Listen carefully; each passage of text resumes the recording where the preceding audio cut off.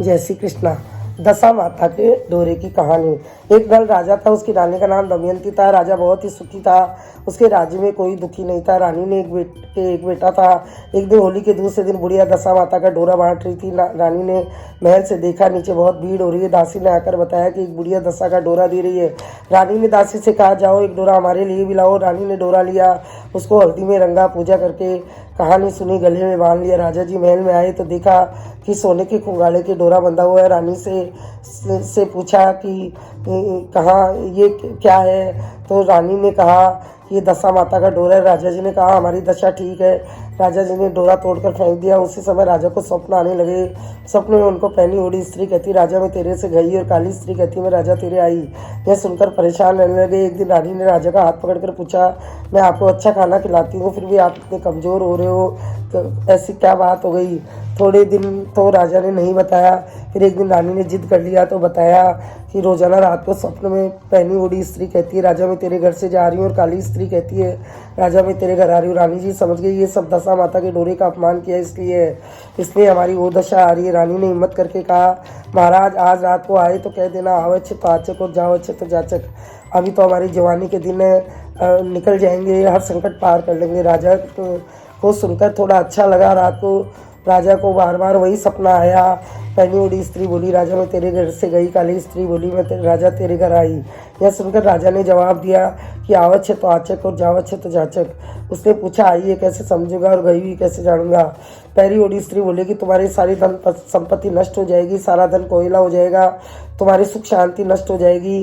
काली स्त्री को राजा ने कहा कि मैं कैसे जानूंगा तुम आ गई? तो उसने कहा, तुम्हारे महल का कांगरा ढहा हुआ दिखेगा, सोने की जारी मिट्टी की हो जाएगी, सोने की सिला पत्थर की हो जाएगी, और सब कुछ बदला हुआ होगा। राजा सुबह उठा तो उसने सबसे पहले ऊपर महल को देखा तो कोट का कांगरा ढहा हुआ था, झाड़ी मिट्टी की बन गई। नहाने बैठा तो सोने की सिला पत्थर की हो गई। राजा ने रानी से कहा कि अब हमारी दशा खराब हो गई है, घर में खाने पीने को कुछ भी नहीं है, गाँव में जाते हैं, कोई हमें खाना खिलाएगा? राजा जी साथियों के पास गए तो सबने आदर दिया, ऊंचा ऊंचा बैठना दिया, हीरा मोती परखने को दिया, सभी जगह प्रेम से बोले, लेकिन किसी ने खाने का नाम नहीं लिया। रानी जी भी सारी सखियों के पास गई, सब उनको आदर भाव से बिठाया, लेकिन खाने को किसी ने पूछा। राजा रानी घर आए तो आपस में बात पूछी। राजा रानी दोनों भूखे रहे। सोचा कि देश चोरी परदेश भी राज करे, वहाँ भीख नहीं मांगेंगे, भीख मांगेंगे वहाँ राज भी करेंगे। दोनों सूती नगरी को छोड़कर चले गए। सोचा दिन में प्रजा जाने नहीं देगी। बाहर एक बोर्डी के आगे गांव के बाहर एक बोर्डी के मोटे बोर्ड लग रहे थे। राजा जैसे ही बोर्ड तोड़ने लगा, बोर्डी ऊंची हो गई। राजा की आंखों में आंसू आ गया। रानी ने हाथ पकड़ के कहा, कोई बात नहीं, अपनी दशा खराब है। थोड़ा आगे गए तो एक गुजरी छाछ बेच रही थी। राजा जी उसके सामने गए तो वह दूसरी तरफ पीट कर दिखाकर चली गई। राजा जी की आंखों में पानी आ गया। बोले, मत कर बे गुजरी, देख कमाड़ी छाछ का दिन, अगर बे गुजरी नौलख घोड़ा साथ। रानी ने हाथ पकड़ लिया, कहा कोई बात नहीं। आगे गए तो राजा ने तीतर मार दिए और कहा कि तुम तीतर बुन कर लाओ, तो तीतर बुनम ना कर आते। राजा जी घोड़े पर खुद वह बेटा को बिठाकर गए, खुद तो उतर गए, लेकिन घोड़ा बच्चे को पानी के अंदर ले गया और कहीं नजर नहीं आया। राजा जी दुखी होकर आए। रानी ने पूछा, बच्चा व घोड़ा कहाँ है? तो राजा की आंखों में आंसू आ गए। रानी ने राजा का हाथ पकड़कर कहा, कोई बात नहीं, हमारी दशा। रानी ने जैसे ही हांडी को उगाड़ के देखा तो भुने हुए तीतर उड़ गए। राजा ने रानी को सांत्वना दी कि कोई बात नहीं। तो दोनों आगे बढ़े। रास्ते में एक गाँव में जगेड़ा लग रहा था। राजा जी ने जाकर कहा कि ये बर्तन मांज लेगी और मैं सबकी जूठन साफ कर दूंगा, हमें थोड़ा खाने को दे दो। वहाँ के राजा ने हाँ भर दी। राजा जूठन साफ करता रहा और रानी बर्तन मांजने लगी तो ऊँटा बर्तन निकलने लगा। रानी घबरा गई और राजा को इशारा किया कि दे यहाँ पे चोरी का नाम लगेगा। दोनों चुपचाप रवाना हो गए। आगे आए, एक खाती का भाईला था। राजा रानी गए तो खाती ने उनका हाल देखकर पुराने खतोड़ में ले गया। वहाँ पर पुराने बीननी बसोले खोटी पर टंगे हुए थे तो उसको खोटी खाने लगी। रानी की नज़र पड़ी तो राजा को इशारे से दिखाया कि राजा ने देखा कि यहाँ चोरी का नाम लगेगा, सो वहाँ से चुपचाप रवाना हो गई। खाती तो भोजन की तैयारी में लग गया। आगे एक साहूकार राजा का दोस्त था, उसने भी राजा रानी की दशा देकर पुराने घर में ठहराया। भोजन की तैयारी में लग गए। इधर पुरानी हवेली में खूंटी पर सेठानी का हाथ टंगा हुआ था तो मोड़ी हार निकलने लगी। रानी ने देखा तो राजा जी की तरफ इशारा किया। दोनों बिना बोले ही वहाँ से रवाना हो गए। आगे चले तो रास्ते में बहन का घर था। राजा जी ने कहलवाया कि आपका कोई भाई आया है। तो बहन ने पूछा कैसी हालत है, बताया कि फाटा कपड़ा, बुरे हाल। बहन ने सोचा कि नई नई हवेली में भाई को बुलाऊंगी तो दूर जिटाने में ला जाएगी, उनको पुरानी हवेली में रुकवा देती हूँ। चावल मुँह बनाकर लाई और भाई भाभी को परोसने लगी। देखा तो उस पूरी थाली में चींटियाँ चल रही थी। यह देखकर वह बहुत दुखी हुई और कहा कि भाई मैं तो अच्छा खाना बनाकर लाई थी, पर मैं क्या करूँ, आपकी दशा। खाने को खड्डा खोद कर वहीं गाड़ कर चले गए। दुखी मन से वहाँ से रवाना हो गए। आखिर में भूखे तिसाए एक सूखे बाग में जाकर गिरते ही 12 बरस का सूखा बाग हरा हो गया। यह देखकर एक दौड़ता दो दौड़ते 4 दौड़े, ऐसे सारा गांव इकट्ठा हो गया और 12 बरस का सूखा बाग हरा हो गया। यह बात राजा जी तक पहुंची। राजा जी भी आए। गांव वालों ने पूरे बाग में देखा तो एक पेड़ के नीचे 2 भिखारी बेहोश पड़े हैं। उन्होंने पानी के छींटे दिए। वे दोनों हड़बड़ा कर उठे और बहुत भीड़ इकट्ठी हो रही थी। राजा जी ने कहा, घबराओ मत, ये बताओ कि तुम कौन हो, यहाँ कौन हो। उन दोनों ने बताया, हम भिखारी हैं, कई दिन हो गए खाना खाए। राजा ने कहा, तुम इसी खेत में रहो, ये तो पाणत कर लेगी, तुम ढीकनी ढो लेना। दोनों खेती का काम करने लगे। अब उनके दुख के 12 बरस पूरे हो गए थे। अब अच्छे दिन आ गए थे। होली के दूसरे दिन वह कुएं से चड़स निकाल रहा था। औरत पाणत कर रही थी तो राजा के पास पानी में से सूत की कुकड़ी, हल्दी की गांठ आ रही थी। राजा ने 2 बार तो कुएं में डाल दिया और तीसरी बार रानी जी को आवाज़ लगाकर पूछा कि कुएं में सूत की कुकड़ी और हल्दी की गांठ आ रही है। रानी जी ने कहा कि आ रही है तो पानी के दौरे में धीरे से बहा दो। राजा जी ने कहा कि तुम्हारे डोरे डांडे पहले ही घर बार छुड़ा दिया, अब क्या करने वाले। रानी ने कहा कि आपने डोरे का अपमान किया था, इसलिए इतना सब दुख भोगे। पानी में बहता बहता रानी जी के पास आ गया। रानी जी ने धीरे से सूत की कुकड़ी और हल्दी की गांठ को उठाई और माथे के लगा के पल्ले के बांध लिया और पीली मिट्टी व गोबर से 10 फुट की गोली लगाई। मिट्टी के गणेश जी बनाए और हल्दी घिसकर 10 फुट की बिंदी लगाई। 10 तार का डोरा लिया, 10 गांठ लगाई, हल्दी में रंगा और 10 गेहूं डोरे पर रखे और गेहूं हाथ में लिए। 10 गेहूं वो कहानी कहने लगी। देखते ही देखते गेहूं की छाबड़ी भर गई। वह हाथ जोड़कर बोली, ये दशा माता आई सो तो जानी मेरे घर गए आना। वह बहुत खुश हुई कि दशा माता फिर से राजी हो गई। उसने डोरा लिया और गले में बांध लिया। इस बार राजा जी ने कुछ नहीं कहा। आगे बैसाख की आका तीज आई तो रानी ने अपनी मालन से कहा कि मुझे दशा का डोरा खोलना। आप मेरे लिए तेल की जगह घी दे दो, खल की जगह गुड़ दे दो। तो रानी ने डोरा खोलने के लिए 10 पुड़ी हुआ हलवा बनाया, 10 फुट की गोली लगाई, पूजन करके डोरा खोला और कहानी सुनी तो हलवे और पूड़ी से टोकरी भर गई। रानी ने हाथ जोड़कर कहा, ये दशा माता आई सो तो जानी, लेकिन मेरे घर गए आना। यहाँ पर मालन मारी चोरी का नाम लगा देंगे। और कल अपना मालन को दे दिया। एक दिन राजा रानी बैठे थे। उन दिनों में खेती का काम नहीं था तो राजा ने रानी से कहा यहाँ पास ही नगर में स्वयंवर हो रहा है, आप कहो तो मैं चला जाऊँ। रानी ने कहा, चले जाओ। राजा जी स्वयंवर देखने चले गए। सब उसको बिखायत नहीं बोलते थे। अब राजा बाहर ही बैठ गया। स्वयंवर शुरू हुआ। राजकुमारी पूरी सभा को छोड़कर माली के रहचवा को माला डाल दी। यह सब देखकर अचंभा करने लगी कि एक राजकुमारी भिखारी से शादी कैसे करेगी। राजकुमारी के पिता ने कहा कि बेटी गलती से चली गई, कल और स्वयंवर है। दूसरे दिन राजा वहीं जाकर बैठ गया और वहाँ के राजा ने उसको पकड़कर छानों में चिन दिया। अब स्वयंवर शुरू होने लगा तो राजकुमारी पूरी सभा को देखती देखती छाने को गिराकर उसके वरमाला डाल दी। अब फिर से सब परेशान हो गए। अगले दिन वापस स्वयंवर रखा। आज उस माली के रहचवे को दीवार में चिन दिया। वापस स्वयंवर शुरू हुआ। राजकुमारी पूरी सभा को देखती देखती आगे जाकर उस दीवार को गिराकर वरमाला डाल दी। देश विदेश से राजा परेशान हो गए कि हमें छोड़कर इस भिखारी को वरमाला डाल रही है। आज पिता ने पहले से ही घोषणा करवा दी थी कि आज राजकुमारी जिसके भी गले में माला डालेगी वह उससे ही शादी हो जाएगी। अब सारे राजा महाराजा उदास मन से जाने लगे। इधर राजा ने कहा कि एक बार वो रुक जाओ, तीजा लोग पतीजा, चौथा चावल बीजा, तुम सब सिंह की शिकार करके लाओ। जो सिंह की शिकार करके लाएगा उससे ही राजकुमारी की शादी हो जाएगी। अब राजाओं को काठी लगाम और शायर घोड़े दिए और भिखारियों को काट खाना घोड़ा और बिन काठी लगाम का दिया। मैंने सोचा कि इस भिखारित को घोड़ा खा जाएगा और सब शिकार पर चले गए। इधर भिखारी राजा ने घोड़े की 3 थपकी लगाई और कहा कि अगर मेरे बाप दादा ने सवारी करी है तो ये दशा माता शायर घोड़ा बन जाना और काठी लगाम बन जाए। उसके बोलते ही शायर तो घोड़ा हो गया, काठी लगाम हो गई। राजा तुरंत घोड़े से बैठा और सिंह की शिकार करके एक पेड़ के नीचे बैठ गया। अब सारे राजा एक एक करके आने लगे।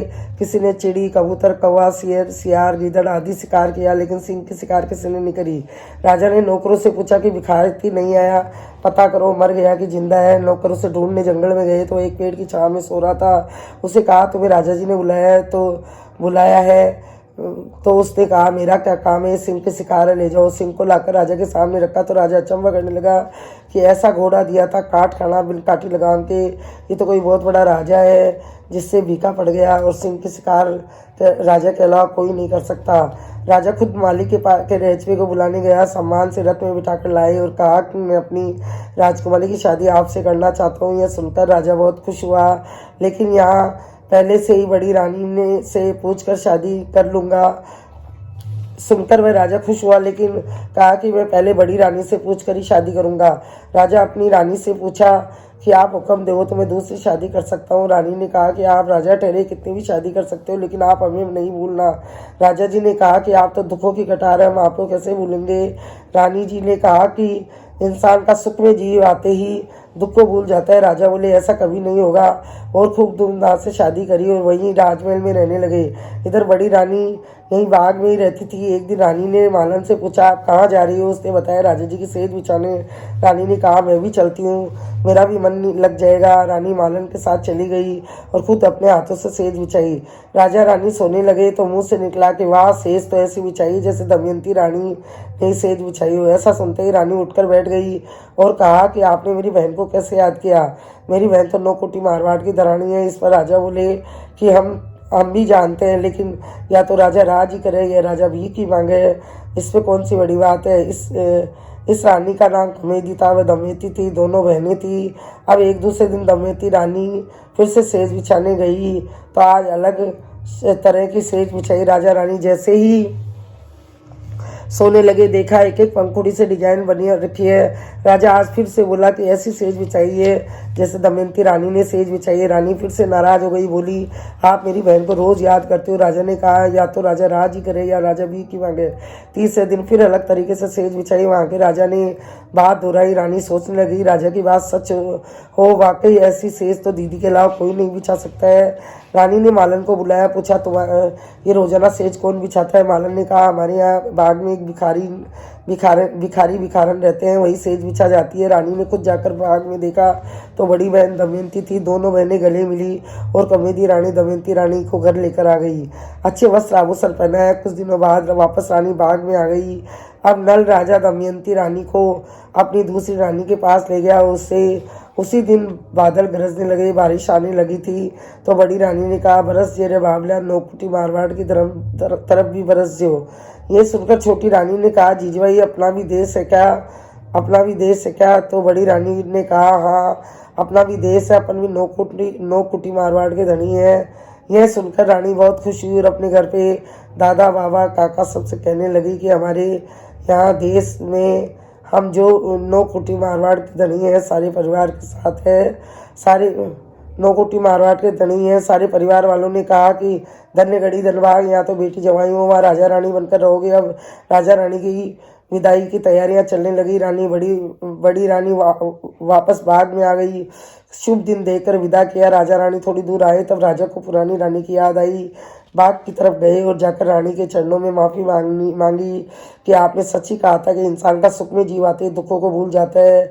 आज हम भी आपको छोड़कर दूर चले गए, आप हमें माफ़ कर देना। रानी ने हंसकर कहा ऐसी कोई बात नहीं है। अब वहाँ से तीनों राजा रानी रथ में बैठकर रवाना हुए। आगे चले तो रास्ते में बहन का घर आया। राजा ने बहन को कहलवाया आपके भाई भाभी आ रहे हैं। बहन ने पूछा कैसी हालत है। उसने बताया कि आगड़ा कीच 5 ला पानी। बहन यह सुनकर बहुत खुश हुई और कहलवाया नई हवेली में आना, मैं भी ऊँची रहूँगी। लेकिन राजा ने कहा कि हम तो पुरानी हवेली में आएंगे। बहन चावल मूंग बनाकर लाई और कहा जीवो मारा भाई वीर, जीवो मारा चतर सुजान। राजा रानी खूब खुश हुए और कहा कि बहन आज भी जिमा रही हो, उस दिन भी जिमाया था। बहन ने कहा कि वीरा मैं तो उस दिन भी यही भोजन बना के लाई थी, आज भी यही भोजन बना के लाई हूँ, तुम्हारी मैं क्या करूँ तुम्हारी दशा। राजा रानी बड़े प्रेम से भोजन किया। उठाने में खोद कर देखा तो खूब हीरे मोती निकले। बहन को वो धन और धन दिया, खूब खुश हुई और खूब धन दिया, खूब खुश हुई। राजा रानी आगे आए तो रास्ते में साहूकार का बेटा था। राजा ने कहलवाया, तुम्हारा दोस्त आ रहा है। साहूकार ने पूछा, कैसे हालत? किसी ने बताया, अगला कीच पासला पानी, खूब ठाट बाट से आ रहे हैं। साहूकार ने कहा कि नहीं नई हवेली में आना, लेकिन राजा ने कहा हम तो पुरानी हवेली में आएंगे। दीवार के जो मोड़ी बैठी हुई थी उसको सवामन का हलवा खिलाया तो मोड़ी हार तो खा गई, मोड़ी हलवा तो खा गई और 9 करोड़ का हार निकाल दिया। राजा ने हार साहूकार को दिया, कहा कि आपने सोचा होगा 2 भिखारी आए थे, हमारा हार चुरा ले गए।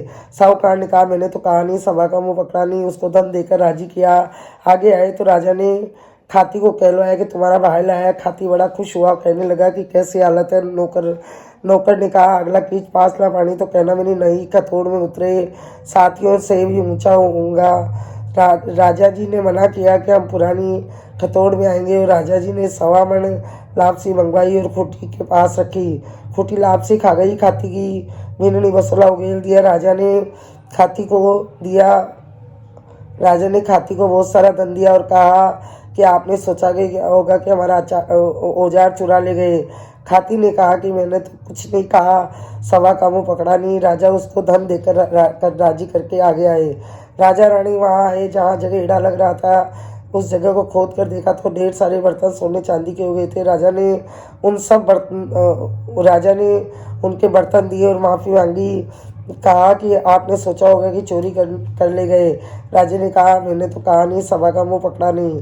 राजा रानी आगे आए तो भुने हुए तीतर गोदी में गिर रहे थे। राजा ने कहा, देखो रानी जी, वो भी समय था और आज भी समय है। आगे आए तो गंगा में से घोड़ा सहित राजकुमार निकलकर वापस आया। यह देखकर राजा रानी बहुत खुश हुए और राजकुमार को गोदी में बिठाया। आगे आए तो एक गुजरी राजा का लाव लश्कर देखकर सामी आई। राजा को देखकर कहा कि तुम वही गुजरी हो जो हमें देखकर चली गई थी। गुजरी ने कहा, आपकी दशा खराब हो गई। राजा ने सोने का टका देकर गुजरी को राजी किया। आगे आए तो बरबोडी के बोर जो ऊपर लटक रहे थे। राजा रानी ने देखा वो भी दिन थे और आज भी समय। दुख के दिन कैसे थे। राजा रानी लवाजमों के साथ गांव की सीमा में प्रवेश किया तो गांव वाले सब घबराने लगे। पता चला कि कोई राजा चढ़ाई करके राज्य हड़पना चाहता है। सारे गांव वाले हथियार लेकर बाहर आ गए। राजा ने कहा कि तुम पर कोई संकट नहीं है, हम तो राजा है, हम सब हमारा स्वागत करो। सारे गांव वाले अति प्रसन्न हुए और राजा रानी का स्वागत किया। वहाँ अंदर के भंडार भर गए। नौकर चाकर महल माड़िया सब पहले जैसे हो गए। नगरी में वापस खुशियाँ छा गई। राजा ने आकर पूछा कि हमारे महल में किसने कौन कौन से काम किए। गांव वालों ने बताया, आप तो सूती नगरी को छोड़ के चले गए थे। सबने अलग अलग कार्य किया है। भंगी की बुआरी निकालती थी, बिस्ती की महल धोती थी, तेली की दिया जलाती थी, ब्राह्मण की रसोई बनाती थी, भगवान के भोग लगाती थी। राजा को यह सुनकर बहुत खुशी हुई। जो कंवारी कन्या थी उनकी शादी करी और शादीशुदा थी उनका मुकलाव किया। सबको बहुत सारा धन मिला, सबका सम्मान हुआ, सभी खुश हुए। राजा रानी ने दशा माता का उद्यापन किया और डोरे का सम्मान किया। ही दशा माता पहले आई जैसी किसी की मत आना और बाद में आई वैसी सबकी आना। कहता न सुनता न हुंकारो बरता न अपना सारा परिवार की रक्षा करना। ही दशा माता घर परिवार में सुख शांति देना, सबकी रक्षा करना। बोलिए दशा माता की जय।